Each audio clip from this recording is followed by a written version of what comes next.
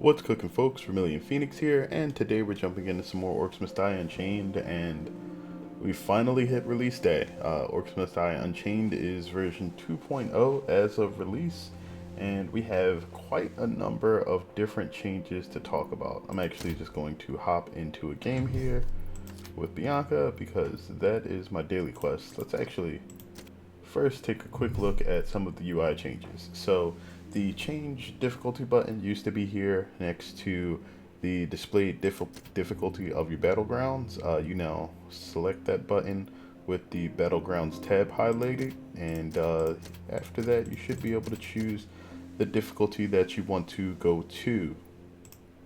Of course, these will probably still be locked by level and have all of their corresponding rewards. You still have your victory chests, although they've added some snazzy new sound effects to the UI again, so that upon completing one of these for the very first time, you'll get a little pop-up over the hero portrait showing that you've recently completed that map with that hero and unlocked that hero's chest.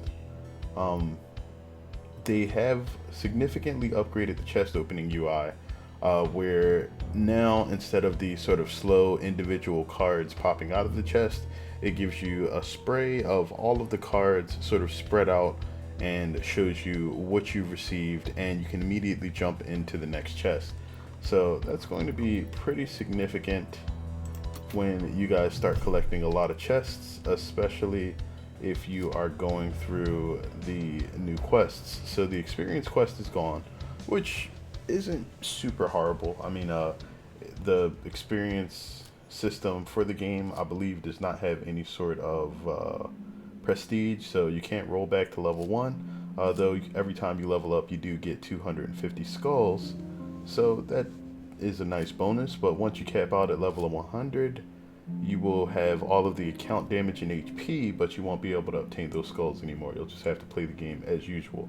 So now you have two chests that you're able to obtain, one from a regular quest playing anything, one specifically that will be for Sabotage. I'm not sure if this is going to stay Sabotage forever. It may, and that'll encourage people to actually play that game mode, which, by the way, is a ton of fun. I've got a few games in. I think I'm currently ranked Silver 2. There's a little badge for it right there, and it is very, very challenging.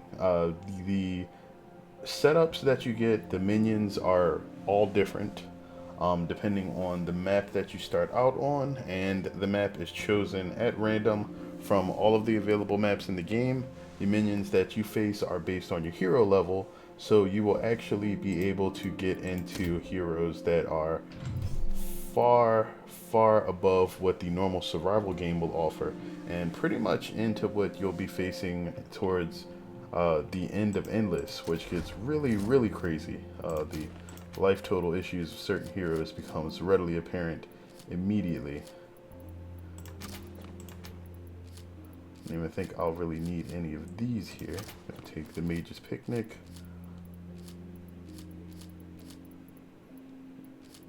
Okay. Actually, I'm not even going to be using that deck. Let's go ahead and open this one back up. And I think that is largely fine.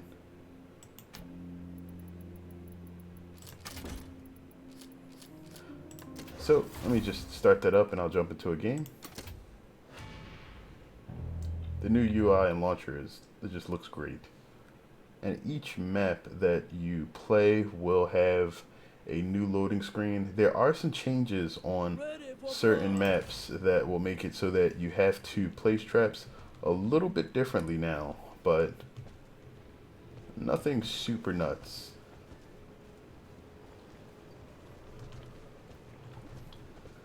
So not too much changed here. Did they actually make that targetable? No, they have not. Okay, that's fine. Alright, you can put those there, but you can't place any ceiling traps over here, which is fine. I mean, you can place those a bit lower over there. And if you get into a game and you're playing survival still, you'll notice on the lower left hand corner you have these consumable slots readily visible.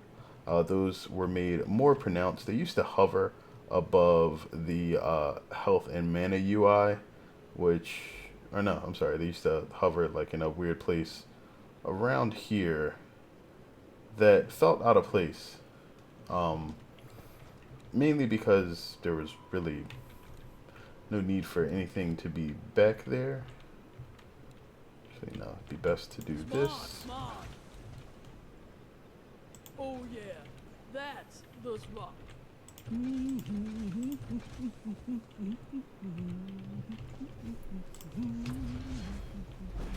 But I like the addition of these two little slots just bound to your character portrait in the game.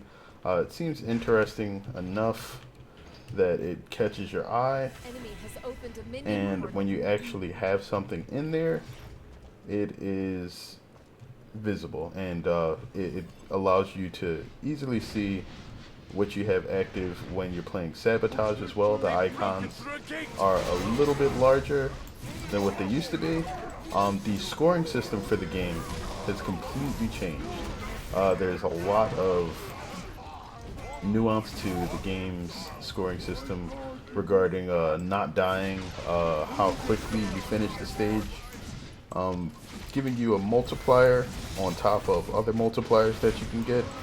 Your score is largely still going to be based on getting combos through the game. Nice. And on top of the score that you wind up with just for playing the game itself, what eventually will happen is you will get up to, or if you meet the par at least, like right on the nose, you will get double your normal score.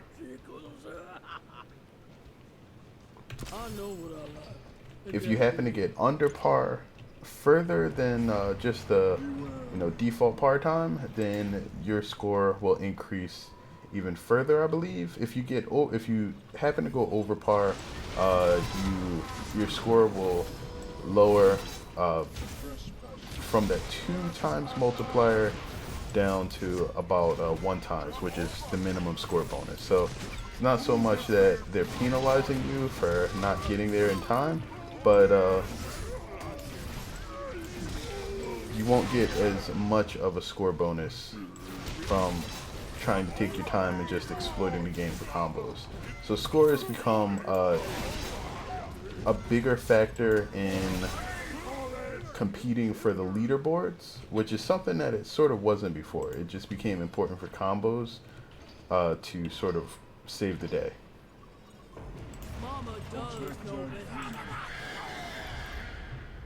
Okay.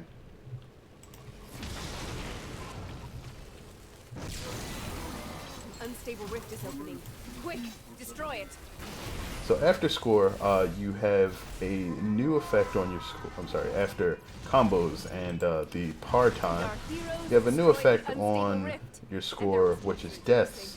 Death used to not matter in your score in any way whatsoever, other than possibly elongating the amount of time it takes for you to kill the minions that you're facing. That has completely changed. For better or worse, not dying gets you an 8x bonus on your score. So that's going to be something that's super important, because if anybody was using death to exploit, like say minion speed or anything like that, then what happens now is you no longer have the ability to do so. Mama does know best. I think I'll grab the decreased mana cost for beat them back here. I ain't the Unchained leader for nothing. Alright. Bionka gets a gold star for that.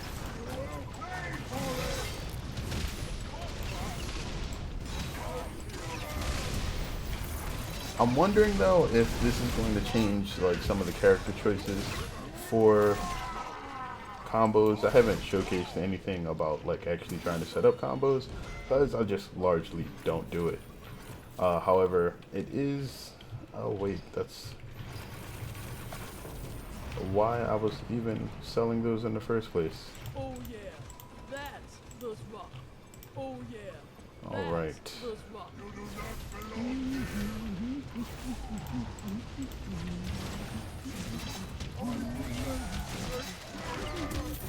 Alright, the quest is actually to deal a ton of damage with beat them back, so I might as well start using it.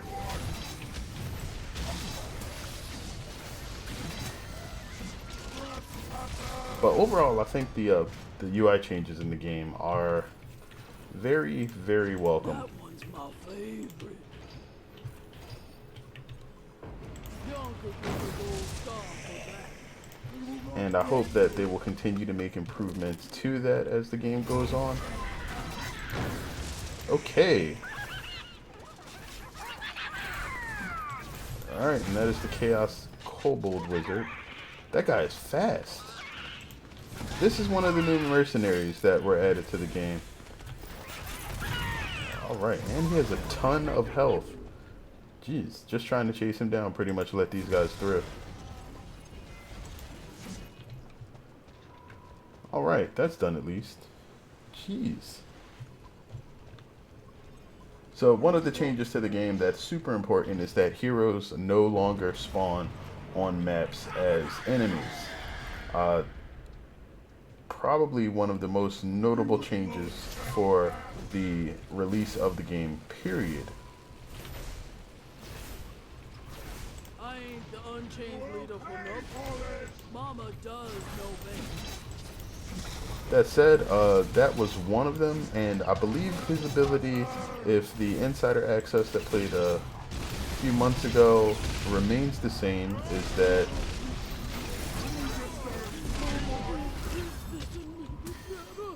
he will disable traps if one of his gems land on them.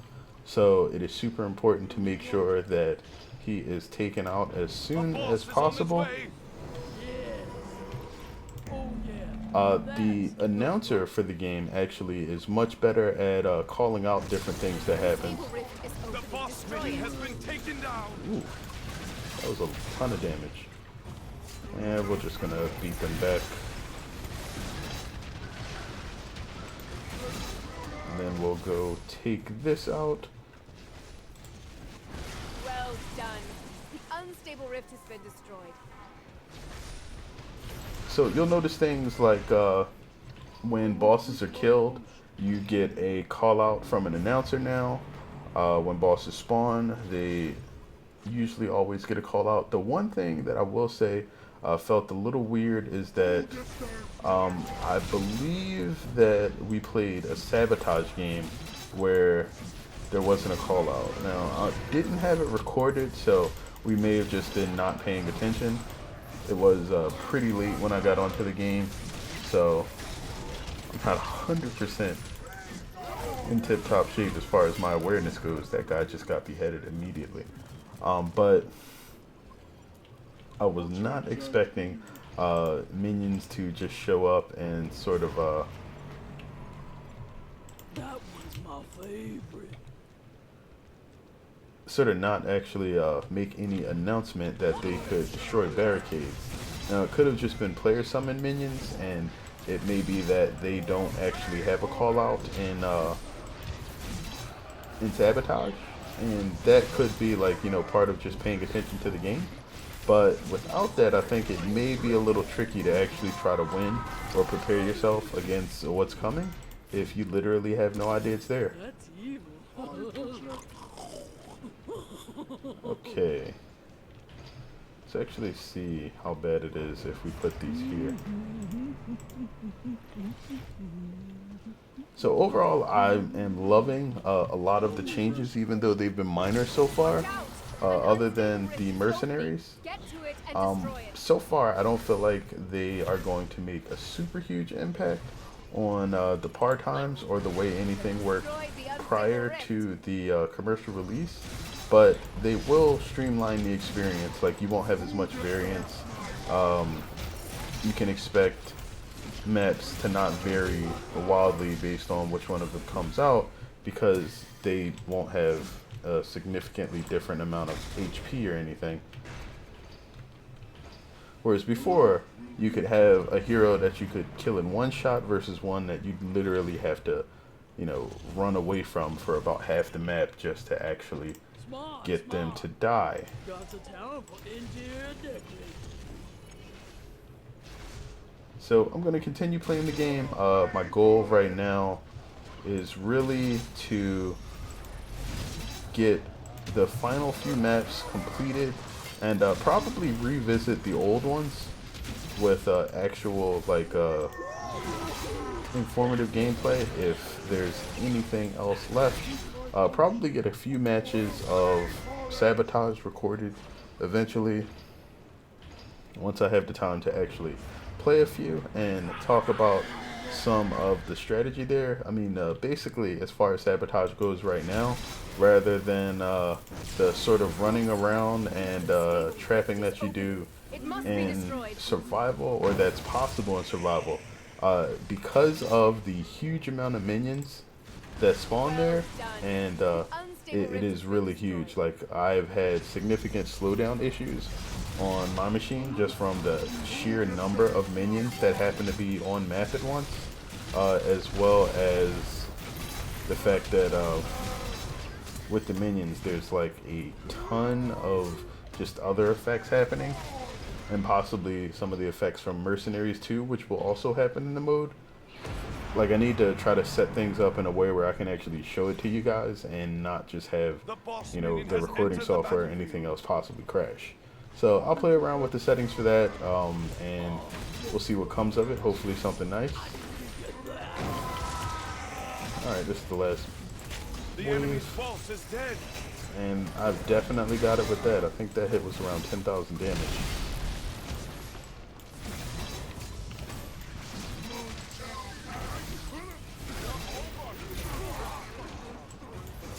But yeah, I definitely want to show you guys Sabotage. The gameplay for it, I think, is going to catch a lot of people who are newer to the game off guard, and I don't want you to be afraid of that. Like, you still get some very significant rewards in the form of minions and other things for Sabotage, so it's still good to play it if you don't win. Alright.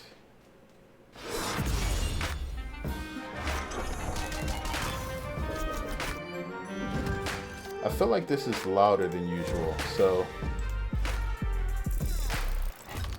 But they have upgraded the victory fanfare in the game, which is really nice. Let me just check one thing, if this is true.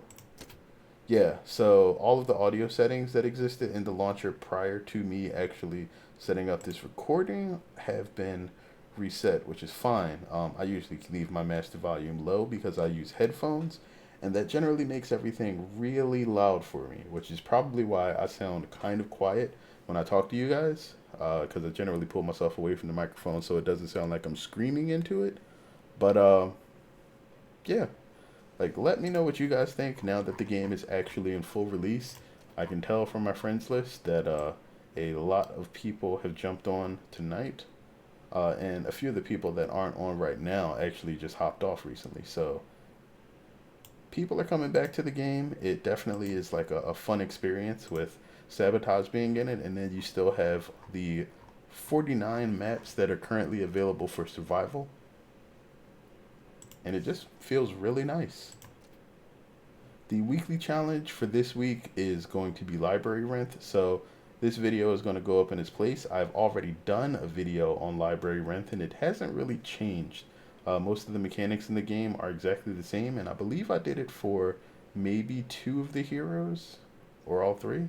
Can't remember if I did Smolder or not, but they should be available if you just type in, you know, library rent and the weekly challenge. I'm sure I'll probably go ahead and retweet a link to the video on Twitter tomorrow morning, and actually I might do it after I finish recording this video, so it'll be up before you guys even see this. But either way, I sincerely appreciate you guys for viewing this. As always, if you have any questions, comments, or anything about the current state of the game or what's happening with it, feel free to drop those in the description below. I am always happy to give feedback to the developers about various things, and hopefully as this game continues to be developed, because even though the game is at release now, it's not finished. There's going to be more things that are currently in development for it. There's like a premium or prestige shop, which is coming soon, which is going to allow excess trap cards, like over the amount necessary to max the trap levels, currently at 7, to be recycled into currency that purchases other traps and maybe other things, so that you can get the rarer traps in the game that may have more difficulty dropping. There may be some improvements to the shops. There's a ton more consumables added for, here we go, for Sabotage now, and everything that is Sabotage only can only be obtained by actually playing Sabotage. You have a few things that are infinite, and that's because you can get those automatically by just playing Sabotage. They will show up in the slots and you can just select them, and then these are things that I've won from playing so far. So there's a lot of things that you'll be able to get and just obtain and play around with. Feel free to jump in and just start experimenting, and good luck trapping. But that was a really long outro. Thanks again for watching, guys. You'll see more stuff coming from me in the future, and I really like Orcs Must Die Unchained. Hope you do too. Have a good one, folks.